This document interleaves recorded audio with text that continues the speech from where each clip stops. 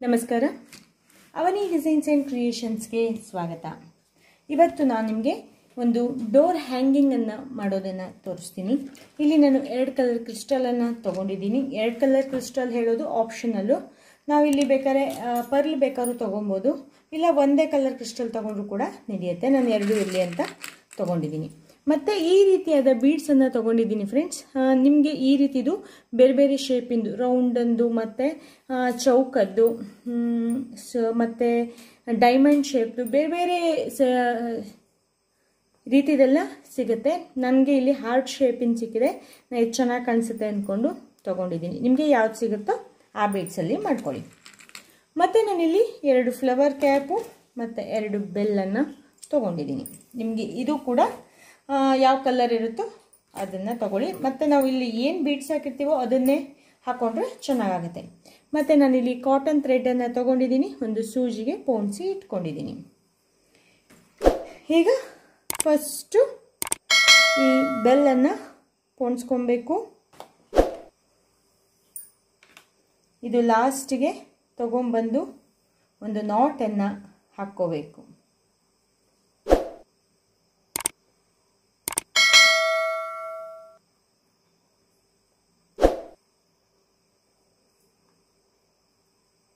ಇದು ನಮಗೆ main not ಆಗಿದ್ದರಿಂದ ಮತ್ತು ಮೇಯ್ನ್ ಬೀಡ್ಸ್ ಆಗಿದ್ದರಿಂದ ಇದನ್ನು ಸರಿಯಾಗಿ ಹಾಕ್ಕೊಳ್ಳಿ.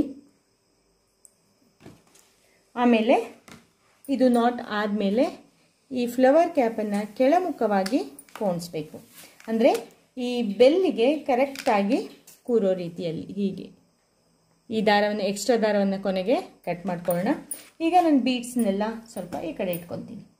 ನಾನು 2 ದಾರವನ್ನು 2 ಕಡೆ ಹಾಕಲಿಕ್ಕೆ ಅಂದ್ಕೊಂಡು 2 ದಾರವನ್ನು ಕಟ್ ಮಾಡಿ ಇಟ್ಕೊಂಡಿದ್ದೀನಿ. ಈಗ ನೆಕ್ಸ್ಟು ನಾನು ಇದನ್ನು ಪೋಣಿಸ್ಕೊತೀನಿ. ಇದರಲ್ಲಿ 2 ಹೋಲ್ ಇರುತ್ತೆ ಫ್ರೆಂಡ್ಸ್. 1 ಹೋಲಿಗೆ ಪೋಣಿಸ್ಕೊಂಡು ಆಮೇಲೆ ಕ್ರಿಸ್ಟಲನ್ನು ಪೋಣಿಸ್ಕೊತಾ ಇದ್ದೀನಿ. ಮತ್ತು ನೆಕ್ಸ್ಟ್ ಮತ್ತೊಂದು ಹೋಲಿಗೆ ಪೋಣಿಸ್ಕೊತೀನಿ. ಇದು ಮಿಡ್ಲು ಬರೋ ರೀತಿಯಲ್ಲಿ ಪೋಣಿಸ್ಕೊಬೇಕು. ಇಷ್ಟು ಆದಮೇಲೆ ಒಂದು ಕ್ರಿಸ್ಟಲನ್ನು ಹಾಕ್ಕೋಬೇಕು. ಆಮೇಲೆ ಮತ್ತೆ 1 ಹೋಲಿಗೆ ಇದನ್ನು ಪೋಣಿಸ್ಕೊಬೇಕು, ಮತ್ತು ಕ್ರಿಸ್ಟಲನ್ನು ಹಾಕ್ಕೋಬೇಕು, ಮತ್ತು ಮತ್ತೊಂದು ಹೋಲಿಗೆ ಪೋಣಿಸ್ಕೊಬೇಕು.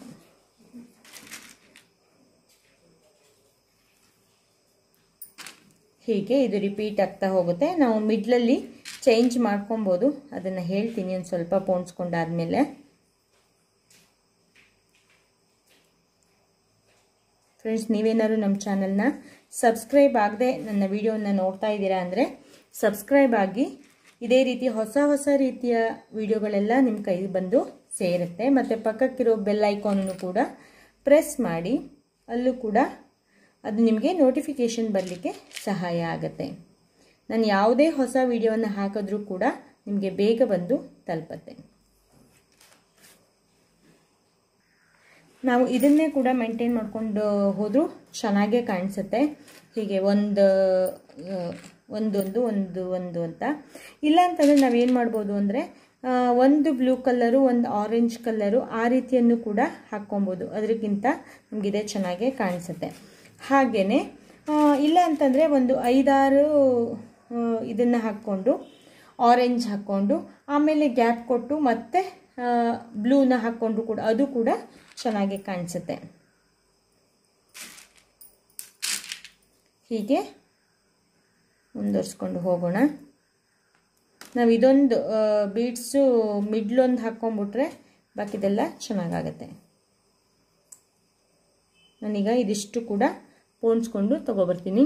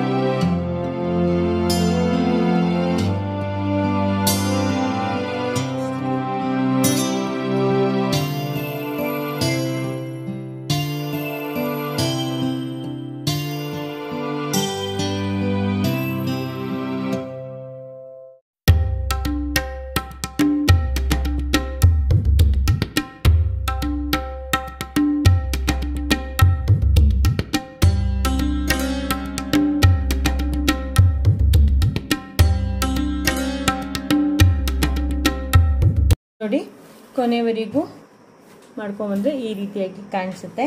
ನಾವೀಗ ಕೊನೆಯ ಹಂತದಲ್ಲಿ ಇದ್ದೀವಿ. ನಮಗೆ ಎಷ್ಟು ಉದ್ದ ಬೇಕು ಅಂತ ನೋಡಿಕೊಂಡು ಮಣಿಯನ್ನು ಪೋಣಿಸ್ಕೊಳ್ಳಿ. ಈಗ ಲಾಸ್ಟಿಗೆ ಏನು ಮಾಡಬೇಕಪ್ಪ ಅಂದರೆ, ಇಲ್ಲಿ ನಮ್ಮ ಹತ್ರ ರಿಂಗ್ ಇದ್ದರೆ ರಿಂಗನ್ನು ಹಾಕ್ಕೊಬೋದು. ಎಲ್ಲ ಕಡೆ ರಿಂಗ್ ಸಿಗೋದಿಲ್ಲ, ಅದಕ್ಕೆ ನಾನು ಇವತ್ತು ಕೈಯಲ್ಲಿ ಹೇಗೆ ರಿಂಗ್ ಮಾಡೋದು ಅಂತ ನಾನು ನಿಮಗೆ ತೋರಿಸ್ಕೊಡ್ತೀನಿ. ರಿಂಗ್ ಸಿಕ್ಕಿದ್ರೆ ನನ್ನ ಹತ್ರ ರಿಂಗ್ ಇದೆ, ನಾನಿವತ್ತು ಆದರೂ ನಿಮಗೆ ಕೈಯಲ್ಲಿ ಮಾಡೋದನ್ನು ತೋರಿಸ್ಕೊಡ್ತೀನಿ. ಹೀಗೆ ಎಲ್ಲಿವರೆಗೆ ದಾರ ಬಂದಿದೆ ಅಂತ ನೋಡಿಕೊಂಡು ಅಲ್ಲಿಗೆ ಇಟ್ಕೊಂಡು ಬೀಡ್ಸನ್ನು ಕೈಗೆ 2-3 ರೌಂಡಷ್ಟು ಸುತ್ತಬೇಕು. ಸುತ್ತಿ ಆದಮೇಲೆ ಈ ಸೂಜಿ ಏನಿದೆಯೋ ಇದರಿಂದ ಹೀಗೆ ನಾಟನ್ನು ಹಾಕಿದಾಗೆ ಈ ಸೂಜಿ ನಾವು ಚೈನ್ ಸ್ಟಿಚ್ ಏನು ಹಾಕ್ತೀವಲ್ಲ ಅದೇ ರೀತಿಯಾಗಿ ಹಾಕ್ಕೋಬೇಕು. ಹೀಗೆ ಬೆರಳಲ್ಲೇ ಇರಲಿ, ಇಲ್ಲ ಅಂತಂದರೆ ನಮಗೆ ಕರೆಕ್ಟ್ ನಾಟ್ ಆಗೋವರೆಗೂ ಕೂಡ ಇದಾಗ್ಬಿಡುತ್ತೆ. ಅದಕ್ಕೋಸ್ಕರ ಹೇಗೆ ಅಂತ ಗೊತ್ತಾಯ್ತಾ ಫ್ರೆಂಡ್ಸ್? ನೋಡಿ, ಈ ದಾರ ಇದೆಯಲ್ಲ ಈ ಕಡೆ ನಮ್ಮನ್ನ ಲೆಫ್ಟ್ ಸೈಡಲ್ಲಿ ಇರಲಿ. ಸೂಜಿಯನ್ನು ನಾವು ಈ ದಾರದ ಒಳಗಡೆ ಹಾಕಿ ನೋಡಿ, ಸೂಜಿ ಕೆಳಗಡೆ ಈ ದಾರ ಬರಬೇಕು. ಹೀಗೆ ಒಂದು ನಾಟ್ ಆಗಬೇಕು. ನಾನು ನಿಮಗೆ ಇದರಲ್ಲಿ ಹ್ಯಾಂಡ್ ಎಂಬ್ರಾಯ್ಡ್ರಿಲಿ ಚೈನ್ ಸ್ಟಿಚ್ಚನ್ನು ಹೇಳ್ಕೊಟ್ಟಿದ್ನಲ್ಲ ಅದೇ ರೀತಿಯಾಗಿ ಬರುತ್ತೆ. ನೋಡಿ, ತೆಗೆದ ಮೇಲೆ ಹೀಗೆ ಬರುತ್ತೆ. ಇದನ್ನು ನಾವು ಹೀಗೆ ಮುಂದುವರ್ಸ್ಕೊಂಡು ಹೋದರೆ ಆಯಿತು. ಫುಲ್ ಹಾಕ್ಕೊಂಡು ಬರ್ತೀನಿ, ಗೊತ್ತಾಯ್ತಲ್ವಾ? ನೋಡಿ, ಈ ರೀತಿ ರಿಂಗನ್ನು ಮಾಡ್ಕೊಂಡಾದ್ಮೇಲೆ ಸರಿಯಾಗಿ ನಾಟನ್ನು ಹಾಕ್ಕೊಂಡು ಕಟ್ ಮಾಡಿಕೊಂಡ್ರೆ ಆಗೋಯ್ತು. ನೋಡಿ, ಫೈನಲ್ ಈ ರೀತಿಯಾಗಿ ಕಾಣಿಸುತ್ತೆ. ಎಷ್ಟು ಸಿಂಪಲ್ಲಾಗಿ ಕಡಿಮೆ ಖರ್ಚಿನಲ್ಲಿ ಮಾಡ್ಕೊಬೋದಲ್ವ ಫ್ರೆಂಡ್ಸ್? ನಾನು ಇಲ್ಲಿ ಈ ರೀತಿ ಹಾರ್ಟ್ ಶೇಪ್ ಬೀಡ್ಸ್ ಇದೆಯಲ್ಲ ಅದನ್ನು ನಾನು ಬರೀ 20 ಗ್ರಾಮ್ ತೊಗೊಂಬಂದಿದ್ದೆ. ನನಗೂ 2 ಕಡೆಗೂ ಕೂಡ ಸಾಕಾಯಿತು. ನಿಮಗೆ ಫುಲ್ ಲೆಂತ್ ಬೇಕು, ಕೆಳವರೆಗೂ ಬೇಕು ಅಂತಂದರೆ ಇನ್ನೊಂದು 10 ಅಥವಾ 20 ಗ್ರಾಮ್ ಜಾಸ್ತಿನೇ ತಂದ್ಕೊಳ್ಳಿ.